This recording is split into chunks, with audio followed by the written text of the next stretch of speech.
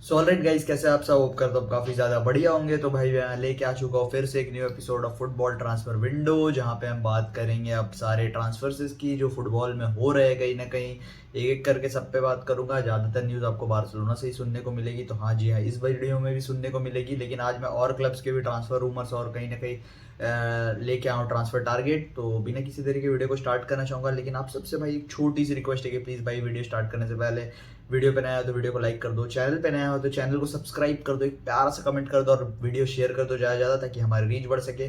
तो बिना किसी तरीके मैं वीडियो को स्टार्ट करना चाहूँगा, तो चलिए भाई वीडियो को स्टार्ट कर। तो भाई सबसे पहले ये न्यूज़ निकल कर सामने आ रही है, जैसे कि हम सब जानते हैं कि भाई लमीन यमाल इंस्टाग्राम पे कुछ ज़्यादा ही अपने आप को ट्रिकी और मतलब कहीं ना कहीं बहुत ज़्यादा इंस्टाग्राम पे एक्टिव रहने वाली प्लेयर है। वो कहीं ना कहीं बहुत ज़्यादा एक्टिव रहते हैं। अब बात ये निकल कर सामने आ रही कि कुछ दिन पहले लमीन यमाल ने भाई डिएगो मैराडोना की स्टोरी डाली थी नंबर 10 वाली जर्सी के साथ, ठीक है। उसके बाद फिर कहीं ना कहीं उन्होंने अपनी जर्सी के साथ फोटो डाली नंबर 19 वाली, लिखा था माई नंबर माई आइडेंटिटी करके, कुछ ऐसे करके उन्होंने डाली थी, ठीक है।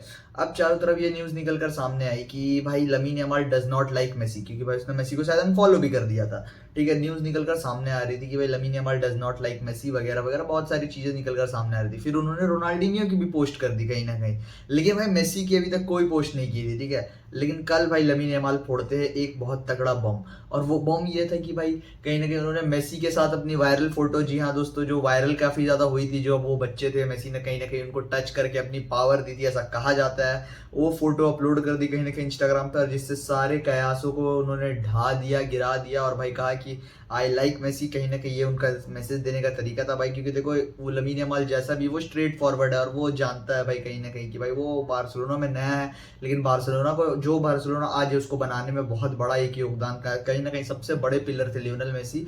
वो ये बात जानते हैं, और कहीं ना कहीं भाई मेसी को कोई कैसे हिट कर सकता है, ये सब तो बकवास की बातें मीडिया में आती जाती रहती है, तो इस पर रिएक्ट करने की कोई ज़रूरत नहीं है। और भाई कहीं ना कहीं आप सब जानते हैं कि लमीन यमाल अभी वेकेशन में विथ निको विलियम्स, तो भाई कहीं ना कहीं lamin agent lamin Yamal is activating, कहीं ना कहीं बहुत ज़्यादा एक्टिव है, कहीं ना कहीं निको की ट्रांसफर में भी इन्वॉल्व है। अब निको की ट्रांसफर की बात करें तो भाई जावियर टेबस ने एक कहीं ना कहीं अभी हमें एक स्टेटमेंट पास किया है that Barcelona can't register Nico Williams. सबसे पहले तो भाई ये इतना बड़ा क्लाउन है, मैंने इसको ऑलरेडी बहुत ज़्यादा वीडियो में बैश किया हुआ है, लेकिन भाई कोई मतलब नहीं है। ये बार्सिलोना को, मैंने पहले भी कहा था कि एक भी मौका ऐसा नहीं देगा वो बार्सिलोना को जिसमें भाई वो बार्सिलोना को डैमेज ना पहुंचा सके। ऐसा कोई भी मौका जब उसे मिले, जब उसको लगता है कि वो बार्सिलोना को डैमेज कर सकता है, वो करेगा, जैसा उसने किया भाई। कहीं ना कहीं उसने क्लियर कर दिया कि बार्सिलोना भी वो पोल पोजीशन में नहीं है, जो कि बार्सिलोना को होना चाहिए फॉर रजिस्टरिंग निको विलियम्स, ठीक है। तो ये न्यूज़ जो है जैसी है भाई, कहीं ना कहीं भाई ये आप क्लब बार्सिलोना की बोर्ड को आप कहीं ना कहीं, ठीक है चलो बार्सिलोना की बोर्ड लपोटा और आपकी नहीं बनती, लेकिन बार्सिलोना से आपको क्या दुश्मनी है मेरे को समझ नहीं आता है भाई। आप बार्सिलोना की ब्रांड को कहीं ना कहीं डैमेज कर रहे हो। अब ये स्टेटमेंट निको विलियम्स सुनेगा और उसके एजेंट सुनेंगे, वो तो क्लियरली बार्सिलोना को बोलेंगे ना कि भाई देखो ये तो ला लीगा का प्रेसिडेंट ही बोल रहा है कि मैं निको विलियम्स को रजिस्टर्ड होने नहीं दूंगा, तो फिर मैं क्यों खेलूं बार्सिलोना के लिए। इवन निको विलियम्स का कोई भी टारगेट हो, अभी फॉर एग्जाम्पल मैं बता रहा हूँ, बार्सिलोना चाहती है निको विलियम्स के बाद ग्रीमाल्डो के लिए, तो ग्रीमाल्डो भी भाई ये बात बोल सकते हैं कि देखो ला लीगा के प्रेसिडेंट बोल रहा है, वो तो निको की बात कर रहे, तो मैं निको के तो मैं बाद ही आऊंगा, तो मेरे को कैसे रजिस्ट्रेशन मिलेगी। तो कहीं ना कहीं ये बहुत ज्यादा दिक्कत वाली बात है भाई। कहीं ना कहीं बार्सिलोना को इस पर सीरियस एक्शन लेने की जरूरत है। और जहां तक बात रही भाई बार्सिलोना की 1:1 की, तो मेरे को जहां तक पता है भाई 8 मिलियन बार्सिलोना दूर है, और वो काफी ज्यादा अचीवेबल है, क्योंकि आपने पता भी कि अंसु फाटी तो एएस मोनाको ऑफिशियली डन हो चुका है, उनके पेज में उन्होंने अनाउंस कर दिया है, और बार्सिलोना ने भी अनाउंस कर दिया, अंसु फाती ने भाई कॉन्ट्रैक्ट एक्सटेंड किया है। तो डेफिनेटली अगर उन्होंने कॉन्ट्रैक्ट एक्सटेंड किया तो भाई अपनी सैलरी घटाई होगी, तो कहीं ना कहीं वो हमें एफएफपी में बहुत ज्यादा हेल्प करेगा। दूसरी तरफ बात करें तो भाई अंसु फाटी टू मोनाको तो हो गया, उसके बाद बार्सिलोना बैक स्टेज और भी काम कर रही। मैं ये बात नहीं करूंगा कि ये हो जाएगा वैसा हो जाएगा, तो नहीं, जो होने वाला है वो मैं बता रहा हूँ। मायोरका ऑलमोस्ट भाई पाब्लो टोरे और मायोरका के बीच में खिचड़ी पक चुकी है, डील ऑलमोस्ट डन हो चुकी है, वो भी कभी भी ऑफिशियल हो सकता है, तो वहां से 5 मिलियन आ जाएंगे। और भाई फ्रेंकी डियोंग की भी रिन्यूअल की बात चल रही, तो वो भी रिन्यूअल जैसी हो जाएगा भाई, कहीं ना कहीं Barcelona will be back in 1:1 ratio. तो इसमें भाई मेरे को पर्सनली लगता है भाई कोई दिक्कत होनी नहीं चाहिए जावियर टेवेस को, लेकिन जावियर टेवेस बीइंग अ मेड्रिस्टा, और भाई मेड्रिस्टा की भी बात नहीं है भाई, ऐसे बंदे को तो पोस्ट में नहीं देना चाहिए, क्योंकि भाई आप क्लियरली अपने लीग को डिस्ट्रॉय कर रहे हो, कहीं ना कहीं आप उनको स्पेंड करने नहीं देते हो। दूसरी तरफ प्रीमियर लीग के छोटे छोटे क्लब इतने ज्यादा स्पेंड करते, तो आप इससे डिफरेंस समझ सकते हो भाई, लेवल ऑफ लीग की क्वालिटी में भाई कहीं ना कहीं डिफरेंस आएगा ही, और इसीलिए प्रीमियर लीग दिन प्रतिदिन ग्रो करते जा रहा है, करते जा रहा है, करते जा रहा है। वो तो रियल मैड्रिड और बार्सिलोना जिन्होंने ला लीगा को बचा के रखा है। जिस दिन ये दोनों चल गए, ये दोनों नहीं खेलेंगे इस लीग से, इस लीग का बंटाधार होने में देर नहीं लगेगा। ये बात जावियर टेबस को समझनी चाहिए। और भाई बड़े क्लब को तो एटलीस्ट आपको फाइनेंशियली बैक करना चाहिए। मैं ये नहीं बोलूंगा कि आप भाई गलत कर दो, पर एटलीस्ट थोड़ा तो रिलीफ देना चाहिए बार्सिलोना को। लेकिन वो एज अ मेड्रिस्टा वो भाई बार्सिलोना की हमेशा बैशिंग करने में लगे रहता है, एक मौका नहीं छोड़ता है कहीं ना कहीं नीचे दिखाने की। अब दोस्तों बात करते हैं दूसरी तरफ अपडेट्स की। तो आप जैसा कि जानते थे कल बार्सिलोना ने ला लीगा का शेड्यूल रिलीज कर दिया है, और जैसा कि अभी आप स्क्रीन पे देख पा रहे होंगे, तो भाई कहीं ना कहीं बार्सिलोना की जो फर्स्ट 3 मैचेस है वो है 17 तारीख को अगेंस्ट मायोर्का, वो होगा मायोर्का के स्टेडियम में। उसके बाद है भाई 24 अगस्त को भाई लेवांटे में, वो भी लेवांटे के होम स्टेडियम में। और भाई उसके बाद फिर 31 अगस्त को रायो वैकानो के साथ, और वो भी कहीं ना कहीं अवे मैचेस होने वाले हैं हमारे। तो भाई जैसा बार्सिलोना ने रिक्वेस्ट किया था कि भाई प्लीज हमारे पहले 3 मैच अवे कर दो ताकि हमें ज्यादा टाइम मिल पाए, हम कैंप नो को रेडी कर पाए, स्पॉटिफाई कैंप नो को रेडी कर पाए। और भाई कहीं ना कहीं ला लीगा ने वो रिक्वेस्ट एक्सेप्ट कर ली। थैंक गॉड भाई जावियर टेबस ने यहाँ पे अपनी दुश्मनी और अपनी भड़ास कहीं ना कहीं नहीं निकाली है। बहुत अच्छी बात है कहीं ना कहीं बार्सिलोना फैंस के लिए। हम अपनी वापसी करेंगे, हम अपना पहला ऑफिशियल मैच खेलेंगे कैंप नो में 14 सितंबर को अगेंस्ट वेलेंसिया, वो होगा ला लीगा में। देखो जॉन कैंपर ट्रॉफी माइट हो जाए शायद इसका आपके कैंप नो में, पर भाई पहला ऑफिशियल मैच जो हम खेलने वाले स्पॉटिफाई कैंप नो में वो 14 तारीख को है, 14 सितंबर को है अगेंस्ट वेलेंसिया, जहां पे हम अपनी कैंप नो में वापसी करेंगे ऑफिशियली। तो भाई बहुत ज्यादा मैं एक्साइटेड हूँ personally new Spotify Camp Nou के लिए। आप भी एक्साइटेड है कि नहीं मेरे को कमेंट में जरूर बताएं, मैं जरूर उसमें रिप्लाई करूंगा। और बात करें एल क्लासिकोस की, तो भाई 2 एल क्लासिको जो हमारा होने वाला है, एक होने वाला है 26 अक्टूबर को और एक होने वाला है भाई 10 मई को। तो ये दोनों एल क्लासिको में से जो पहला एल क्लासिको होगा 26 अक्टूबर वाला, वो होगा भाई सैंटियागो बर्नाब्यू पे। और भाई जो 14 मई को नहीं सॉरी 10 मई को जो होने वाला है एल क्लासिको, वो होने वाला है हमारे कैंप नो में, स्पॉटिफाई कैंप नो में। तो भाई कहीं ना कहीं मैं बहुत ज्यादा एक्साइटेड हूँ भाई देखने के लिए कि जावी अलोंसो वर्सेस हंसी फ्लिक जब दोनों हेड टू हेड जाते हैं तो क्या हमें धमाल देखने को मिलता है पिच में। ऑब्वियसली मजा आएगा भाई, जिस तरीके का मैड्रिड भी खेल रही है। तो अब बात करते हैं एक और न्यूज की बार्सिलोना की, ये आखिरी न्यूज है आज बार्सिलोना की। तो भाई जब मैं वीडियो रिकॉर्ड कर रहा था ये Barcelona has officially launch its first kit. और भाई फर्स्ट किट देख के मेरे को तो मजा आ गया, काफी ज्यादा मेरे को पर्सनली पसंद आया। आपको पसंद आया कि नहीं आप मेरे को कमेंट में जरूर बताइएगा। आप इसको कितना रेट करेंगे आउट ऑफ 10 वो भी मेरे को जरूर बताइएगा। पर मैं पर्सनली बोलूँ तो भाई जो हमारा ये करंट सीजन जो खत्म हुआ, इसका सीजन का kit one of the best था। लेकिन ये भी कोई कम नहीं है किट भाई, जो कलर कॉम्बिनेशन है मेरे को पर्सनली पसंद आया, जो पैचेज है उसके। तो आपको कैसा लगा मेरे को जरूर कमेंट में बताइएगा। तो अब बार्सिलोना से हट के अब कुछ न्यूज की तरफ जाते हैं। तो भाई कल मैच था, यानी इंडिया के हिसाब से 12 बजे के बाद था, तो आज ही हो गया। आज मैच था भाई कहीं ना कहीं रियल मैड्रिड और यूवेंटस का फीफा क्लब वर्ल्ड कप में, जिसमें रियल मैड्रिड ने 1-0 की स्कोर लाइन से भाई यूवेंटस को हरा के बाहर कर दिया क्लब वर्ल्ड कप से।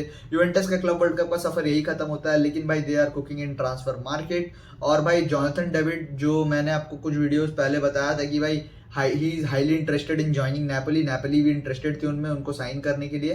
पर भाई उन्होंने अब कहीं ना कहीं पाला बदल लिया है, वो सीरिया में तो आने के लिए रेडी है, लेकिन अब वो खेलना चाहते हैं यूवेंटस के लिए। और भाई कहीं ना कहीं जोनाथन डेविड को अगर आप देखा जाए तो भाई चैंपियंस लीग में इस बंदे ने शायद 8 या 9 गोल मारे हैं, जिसके साथ 4 असिस्ट दिया है। और भाई लीग वन में इन्होंने कहीं ना कहीं 16 गोल मारे। तो भाई एज अ फ्री ट्रांसफर 25 साल के है जोनाथन डेविड, कहीं ना कहीं बहुत अच्छे कहीं ना कहीं फ्री ट्रांसफर में आते। तो इनकी सैलरी भी मेरे ख्याल से उतनी ज्यादा नहीं होगी जितना वर्ल्ड क्लास स्ट्राइकर को एक देना पसंद करेंगे।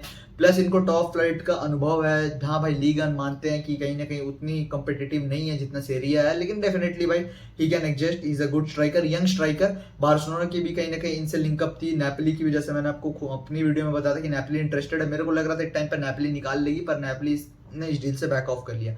मेरे को पर्सनली लगता है हाँ इसके होने के चांसेस काफी ज्यादा है। और एक कहीं ना कहीं एक इशारा भी दे सकता है, शायद डुसन व्लाहोविच यूवेंटस छोड़ते हुए हमें इन फ्यूचर दिख सकते हैं। तो भाई यूवेंटस तक की यही न्यूज थी। अब बात करते हैं बायर्न म्यूनिख की न्यूज पे। तो भाई Bayern Munich are interested in भाई करंटली मार्कस रैशफोर्ड, जैसा कि मैंने आपको बताया नहीं था, लेकिन मार्कस रैशफोर्ड, एस्टन विला ने कहीं ना कहीं ऑफिशियल कर दिया कि वो मार्कस रैशफोर्ड का 40 मिलियन का जो रिलीज क्लॉज है उसको ट्रिगर नहीं करने वाले। तो अभी करंटली मैनचेस्टर यूनाइटेड के ही स्क्वाड के प्लेयर बन गया है मार्कस रैशफोर्ड, उनका लोन खत्म हो गया, वो वापस आ चुके हैं भाई कहीं ना कहीं प्रीमियर लीग में मैनचेस्टर यूनाइटेड के पास। लेकिन अभी वो बार्सिलोना की लिंक के लिए काफी ज्यादा इंटरेस्टेड है, हाईली इंटरेस्टेड है टू जॉइन बार्सिलोना। लेकिन क्या वो बायर्न म्यूनिख जाना चाहेंगे? डेफिनेटली भाई बायर्न, अगर बारसा और कहीं ना कहीं मैड्रिड के बाद अगर कोई बड़ी क्लब आती है तो वो बायर्न म्यूनिख आती है, तो क्या वो बायर्न म्यूनिख जाना चाहेंगे? मेरे को पर्सनली लगता है अगर बायर्न म्यूनिख कॉन्क्रीट अगर इंटरेस्ट दिखाती है तो माइट उनका डिसीजन चेंज हो जाए और वो बार्सिलोना के लिए खेलने के लिए चल जाए। क्योंकि आप सब जैसे कि जानते हैं लीरॉय साने उन्हें छोड़कर जा चुके हैं गैलेटासराय के लिए। तो भाई कहीं ना कहीं डेफिनेटली उनका इंटरेस्ट बनता है। 40 मिलियन का कहीं ना कहीं बिड चाहती है मैनचेस्टर यूनाइटेड, 40 मिलियन का आस्किंग प्राइस है मैनचेस्टर यूनाइटेड की टुवर्ड्स मार्कस रैशफोर्ड। तो भाई कहीं ना कहीं ये डील हमें इन फ्यूचर होते हुए माइट दिख जाए। और बायर्न इंटरेस्टेड तो है, अभी उतना कोई ठोस इंटरेस्ट नहीं है, मतलब अभी रिपोर्ट्स बस निकल के ही सामने कि इंटरेस्टेड है। अभी डील होगी कि नहीं ये तो हमें फ्यूचर में पता ऑब्वियसली चल जाएगा, बट मैं देखना चाहूंगा कि होता है तो क्या क्या मार्कस रैशफोर्ड कितना वेट करते हैं और बार्सिलोना के लिए। और बायर्न म्यूनिख की बात हुई थी तो आपको बता दूं कि जैसे मैंने आपको भी थोड़ी देर पहले बताया कि लीरोय साने टू गैलाटासराय हो गया, और इससे पहले लीरोय साने का था नंबर 10 एट बायर्न म्यूनिख। तो अब वो नंबर 10 उठा के दे दिया गया भाई फ्यूचर स्टार जमाल मुसियाला को। भाई कहीं ना कहीं फ्यूचर नहीं है, वो प्रेजेंट भी है बायर्न म्यूनिख के, क्योंकि भाई मूलर और कहीं ना कहीं बहुत सारे प्लेयरों ने इस बार, बहुत सारे बड़े बड़े प्लेयरों ने कहीं ना कहीं बायर्न म्यूनिख को छोड़ दिया। तो उसके बाद अब काफी ज्यादा रोल बढ़ जाता है भाई मुसियाला का। एंड भाई ही इज भाई जस्ट किलिंग इट भाई। जो मेरे को आज भी याद आता है जब कहीं ना कहीं डॉर्टमंड ने ऑलमोस्ट बुंदेसलीगा जीत लिया था, लेकिन भाई जमाल मुसियाला ने वो अमेजिंग गोल मार के कहीं ना कहीं भाई बायर्न को बचा लिया था और टाइटल जितवा दिया था। लेकिन भाई कहीं ना कहीं अगले साल वो हार गए टुवर्ड्स भाई जावी अलोंसो की बायर लेवरकुसन से। लेकिन भाई जमाल मुसियाला वो उम्र जैसे उनकी बढ़ते जा रही है कहीं ना कहीं भाई डेफिनेटली वो और इमेच्योरिटी से मेच्योरिटी की तरफ बढ़ और बहुत ज़्यादा अमेजिंग प्लेयर बनते हुए दिख रहा है। और मेरे को पर्सनली बहुत ज़्यादा पसंद आता है उनको देखने में, क्योंकि भाई वो बहुत अच्छी ड्रिबलिंग करते हैं। तो यही तक थी दोस्तों आज की ट्रांसफर विंडो। आपको कैसा लगा वीडियो जरूर मेरे को कमेंट में बताना, मैं आपको रिप्लाई कर दूंगा। कैसा लगा आपको न्यूज़ सुन के Jonathan David to Juventus Barcelona की नई किट कैसे लगी, मुसियाला को नंबर 10 दिया गया वो आपको कैसा लगा, मेरे को अपनी राय कमेंट में जरूर बताया। चैनल पर नया है तो चैनल को सब्सक्राइब करें, वीडियो को लाइक करें, शेयर कर दे भाई ज़्यादा से ज़्यादा, ताकि हमारी रीच बढ़ सके। तब तक मैं आपसे मिलता हूँ अगले वीडियो में। Till then peace out.